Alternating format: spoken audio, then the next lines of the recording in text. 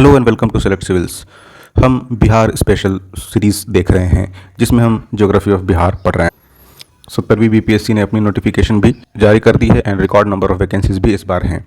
और अगर आप पहली बार इस चैनल पर विजिट कर रहे हैं तो आप प्लेलिस्ट में जाकर ज्योग्राफी ऑफ बिहार प्लेलिस्ट में आप प्रीवियस लेक्चर्स को देख सकते हैं, जहां हमने बिल्कुल बेसिक इंट्रोडक्शन से चीज़ें शुरू की हैं और सारी अलग अलग बिहार की reverse, physiography, general introduction, demography, इस तरह रिलेवेंट लेक्चर्स हम वहां पर इस प्लेलिस्ट में पोस्ट करते रहेंगे। और ये वीडियो आप ऑब्वियसली सेलेक्ट सिविल्स पे देख रहे हैं। हमसे डायरेक्ट जुड़ने के लिए या गाइडेंस के लिए आप हमारे टेलीग्राम पे @select civils पे you can reach us out and then आप selectcivils.com पर विजिट करिए, जहाँ पर आपको PDFs, mock tests, model answers और इस तरह के दूसरे रिसोर्सेज मिलेंगे। जब तक हमारा ऐप डेवलप नहीं होता, this website is getting updated. ये सब कुछ बेसिक बातें थी। और लास्ट लेक्चर में हमने रिवर्स ऑफ बिहार के बारे में देखा कि how Ganga divides it into north Bihar and south Bihar, और नॉर्थर्न बिहार की नदियाँ किस तरफ से बहती हैं, उनका क्या कैचमेंट एरिया है, किस तरह के सेडिमेंट्स लाती हैं, ये सारे डिटेल्स हमने देखे हैं। अगेन वो सारी आपको lectures geography of Bihar playlist में मिल जाएंगे। और जो रिमेनिंग है नदियों से रिलेटेड रेलिवेंट इन्फॉर्मेशन हमारे पास, वो हम सब्सिक्वेंट लेक्चर्स में देखेंगे।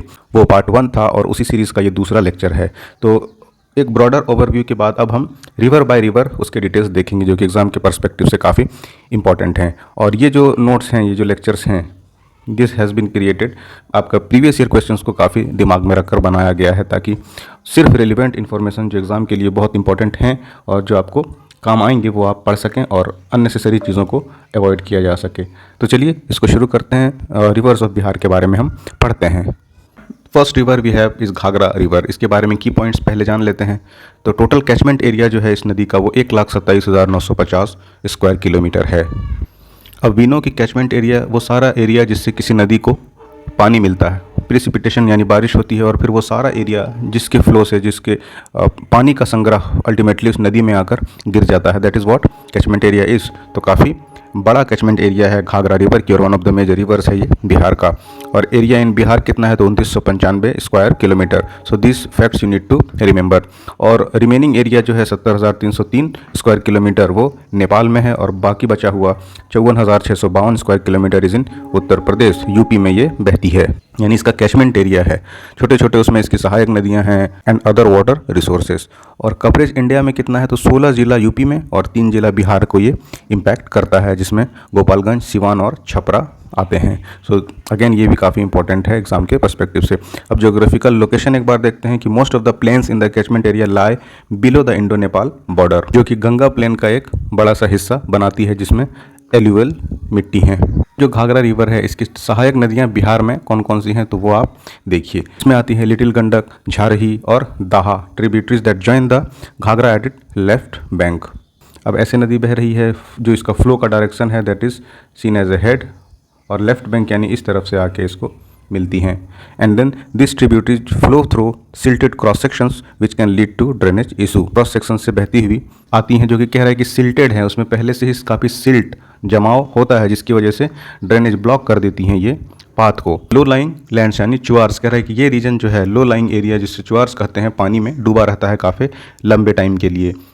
एंड देन इसका इम्पैक्ट क्या होता है, द रिवर एंड डिस्ट्रीब्यूटरीज, सहायक नदियाँ मिलकर सिग्निफिकेंटली इन्फ्लुएंस करती हैं वाटर सिस्टम को और एग्रीकल्चर एक्टिविटी को, पार्टिकुलरली मानसून सीजन में, जो हमने पहले भी देखा था, क्योंकि 80 टाइम्स तक फ्लो जो है रिवर का नदियों का मानसून में बढ़ जाता है, तो ऑब्वियसली ये बहुत हद तक इम्पैक्ट करती हैं। वो सारे रिलेवेंट इन्फॉर्मेशन घाघरा रिवर का हम एट ए ग्लांस देखते हैं। सबसे पहले देखिए total length of main river Bihar में कितनी है तो 83 kilometre, average annual rainfall 1200 mm, total length of embankment 132 kilometre, area protected by flood 790 square kilometre, flood prone उसमें से 2530 स्क्वायर किलोमीटर है। और इसका सोर्स क्या है, second Bihar state irrigation commission report से ये सारे हमने इन्फॉर्मेशन आपके लिए अवेलेबल कराए हैं। एट ए ग्लांस अगर आपको घाघरा रिवर के बारे में देखना हो तो आप इस PDF से देख सकते हैं। नेक्स्ट हमारे पास जो इंपॉर्टेंट रिवर है बिहार में पढ़ने के लिए दैट इज़ गंडक। की पॉइंट देखिए अगेन, सबसे पहले कैचमेंट एरिया तो 40,553 स्क्वायर किलोमीटर इसका कैचमेंट एरिया है, जिसका बिहार में थोड़ा सा कम है 4,188 स्क्वायर किलोमीटर। उसके बाद यूपी में है 195 स्क्वायर किलोमीटर, और remaining majorly this is in Nepal, 35,470 square kilometre इसका कैचमेंट एरिया नेपाल में पड़ता है। और इसका ज्योग्राफिकल शेप कैसा है तो बेसिन इज रफली trapezoid in shape up to Valmiki Nagar, यानी कि इस तरह के शेप में ये आपको मिलता है। This is what trapezoidal shape is. अब स्लोप्स एंड सेडिमेंट्स क्या कह रहा है कि स्टीप स्लोप है, रिवर एज स्टीप स्लोप, और फ्लैट स्लोप प्लेन्स भी हैं ग्रेजुअली, जो कि स्टीप से आता है और फिर ऐसे स्टीप से आया and then it is flattened. और हाई सेडिमेंट लोड लेके आती है, large amount of sediment during monsoon. Obviously water ज़्यादा होगा तो ज़्यादा इरोजन होगा, ज़्यादा इरोजन होगा तो ज़्यादा सेडिमेंट्स होगा, ज़्यादा सेडिमेंट्स होगा then silting will be more. और similar to other north Bihar की नदियों की तरह ही हाई सेडिमेंट्स लोड लेके आती हैं। और flood risk, ridge line flow है, the river flows along a ridge line making breaches in its bank highly destructive.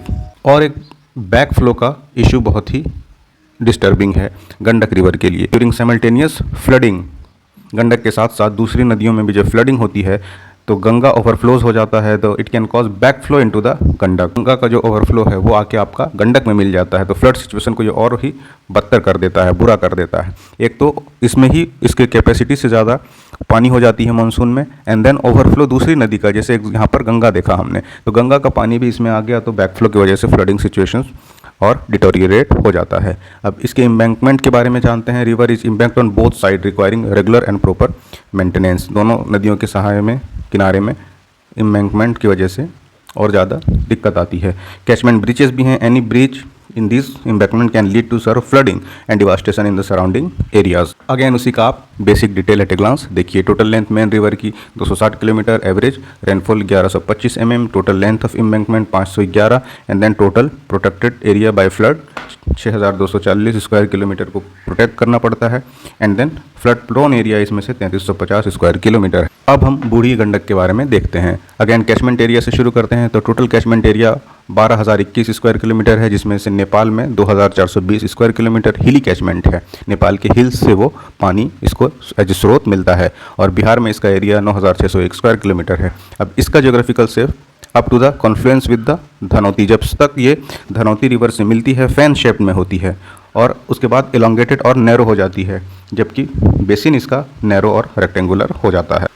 अब इसकी बेसिन की बाउंड्रीज देखिए। नॉर्थ में ये सोमेश्वर रेंज हिल्स, ईस्ट में बागमती बेसिन, वेस्ट में गंडक रिवर बेसिन, और साउथ में मुख्य जो स्ट्रीम है, धारा है गंगा की, वो इसका बेसिन की बाउंड्री बनाती है। अब sediment deposition, obviously the river deposit sediment forming inland deltas where the steep slope of the Terai converse with the flat plains. और इसकी वजह से क्या होता है, मिएंडरिंग और ब्रेडिंग होता है रिवर का, और ये अपनी सोर्स को, अपने कोर्सेस को बदलते रहती हैं। हमने प्रीवियस लेक्चर में भी देखा था कि सेडिमेंट्स की वजह से कैसे लेक्स बनते हैं, जिसमें ऑक्सबो लेक्स भी हमने देखा था।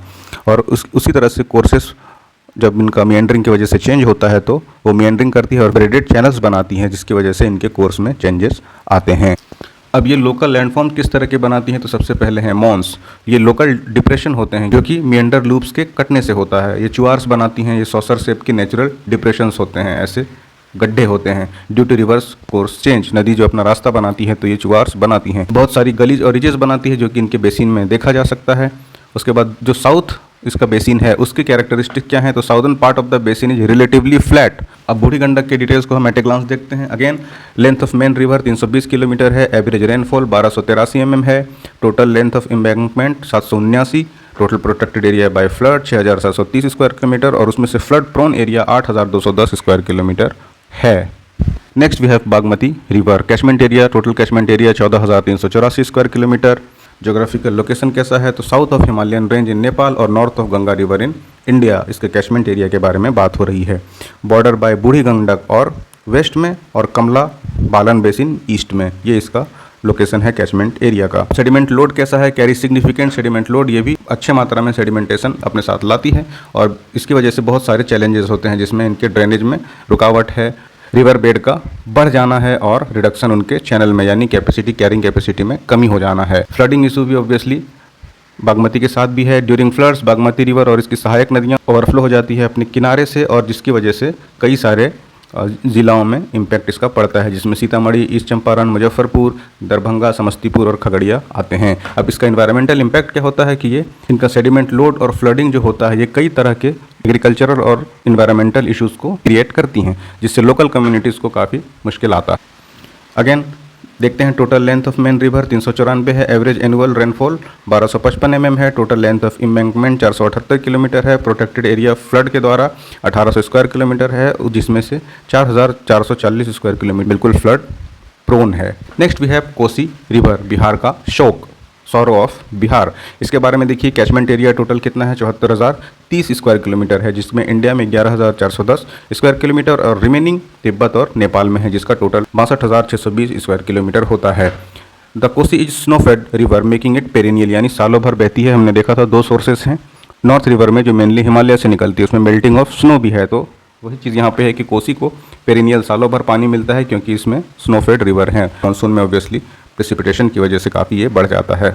Indian portion of the catchment area जो कि 11,410 किलोमीटर स्क्वायर जो कि इंडिया का कैचमेंट एरिया है, इसमें ये सारे डिस्ट्रिक्ट आते हैं, Madhubani, Darbhanga, Saharsa, Supaul, Madhepura, Araria, Purnia, Katihar, Bhagalpur and then Khagaria. So you need to take a look at that, और अगर मैपिंग आप रख सकें याद तो that will be more good. उसके बाद सिल्ट लोड के बारे में देखिए, ये भी सिग्निफिकेंट अमाउंट में सिल्ट हिमालय से लेकर आती हैं, खास करके जुलाई से सितंबर पर, और फिर एक्सेसिव सिल्ट डिपॉजिट भी कर देती हैं। इसके चैनल को वो इम्पैक्ट करता है बुरी तरीके से, जो कि सोल्स और आइलैंड्स बनाता है रिवर के बेड में, और ये भी अपना कोर्स शिफ्ट करती है, इसके लिए तो ये बदनाम है ही। Over the last 250 year the Kosi has shifted it course approximately 112 kilometre west, mainly क्यों, सिल्ट डिपोजिशन की वजह से। अब फ्लडिंग इशू कोसी से रिलेटेड है ही। रीज़न क्या है, तो Kosi does not have a defined flood plain, कोई इसका फ्लड प्लेन डेफिनेट नहीं है, इसी वजह से ये फ्लड मैनेजमेंट को और ज़्यादा दिक्कत पैदा करता है। फ्लडिंग प्रॉब्लम्स आर एग्जर्बेटेड, क्यों, और ख़राब हो जाता है गंगा जो कि फ्लड में होता है, और अगेन देखा था हमने बैकफ्लो का इशू गंगा के साथ, और ये जब कोसी रिवर है तो भी बैकफ्लो करती है और गंगा का ओवरफ्लो वाला पानी आके मिल जाता है कोसी में, then the flood situation is more complex and deteriorated. अगेन कोसी के बारे में डिटेल से एक बार हम देखते हैं। टोटल लेंथ मेन रिवर का देख लिया हमने, 260 किलोमीटर बिहार में है, एवरेज रेनफॉल 1456 mm है, टोटल लेंथ एम्बैंकमेंट का 637, then total protected area by flood 9,720, जिसमें कि flood prone area 10,150 square kilometre है। All right, next we have Mahananda river. फिर हम शुरू करते हैं कैचमेंट एरिया से। Total catchment area 23,700 square kilometre है, जिसमें बिहार में 6,150 किलोमीटर है, रिमेनिंग बांग्लादेश, नेपाल और वेस्ट बंगाल में टोटल आता है, जिसका टोटल 17,550 स्क्वायर किलोमीटर है। ज्योग्राफिकल बाउंड्रीज कैसी हैं, तो नॉर्थ में ये बाउंडेड बाय हिमालयाज, ईस्ट में इनको रीजेस हैं जो कि अलग करते हैं तीस्ता नदी से, तीस्ता और महानंदा के बीच में रीजेस हैं। और साउथ की अगर बात करें तो flow adjacent to the Ganga river के एडजेसेंट ये बहती है, और वेस्ट में ये कोसी नदी से घिरी हुई है, और वेस्ट इसके बॉर्डर्ड बाय कोसी रिवर। अब सेडिमेंटेशन लोड, तो this river carries a significant amount of silt from Himalayas. Most of the rivers what we have learn carries silt, क्योंकि ऑब्वियसली वो ऊपर से आएंगी हिमालय से ना, तो पहाड़ हैं, रिजेस हैं, घाटियाँ हैं, तो अपने साथ उनका इरोजन करती हैं नदियाँ और डिपॉजिट करती हैं वो अपने साथ वो सिल्ट को जो कैरी करके, जितना लंबा उनका जर्नी रहेगा उतना ज़्यादा डिपोजिशन और सिल्टेशन होगा।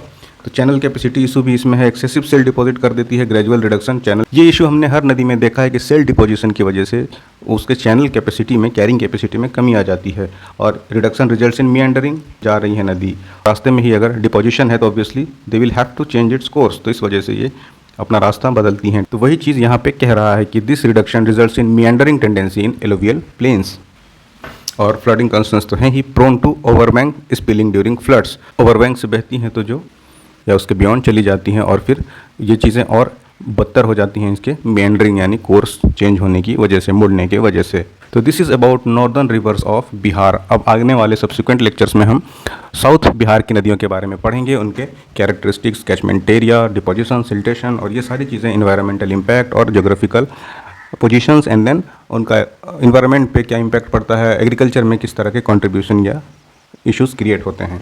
इसको यहीं तक रखते हैं। अगेन अगर आप हमसे जुड़ना चाहते हैं और गाइडेंस लेना चाहते हैं तो @SelectCivils टेलीग्राम पर जुड़ सकते हैं। ये वीडियोस आप सेलेक्ट सिविल्स पे देख रहे हैं ऑब्वियसली, एंड देन selectcivils.com पर बाकी अपडेट्स के लिए आप विजिट कर सकते हैं। और अगेन 17वीं BPSC की जो अपॉर्चुनिटी है, मैं बार बार इसको कहता हूँ कि this is a huge opportunity, so आप इसका अच्छे से केयर करें और प्रिपरेशन करें। आपको हमसे जिस तरह के गाइडेंस चाहिए या हेल्प चाहिए, you can let us know in this Telegram channel. और अगेन को एस्पिरेंट जो हैं इंग्लिश मीडियम वाले 17वीं BPSC के लिए, उनको बताएं कि @SelectCivils यूट्यूब चैनल पर वो क्वालिटी कंटेंट देख सकते हैं जो कि उनके 17वीं BPSC जर्नी में काफ़ी हेल्पफुल साबित होने वाला है। चलिए तैयारी करते रहिए, अपने को एस्पिरेंट को बताइए, और मिलते हैं आपसे अगली वीडियो में। Thanks for watching.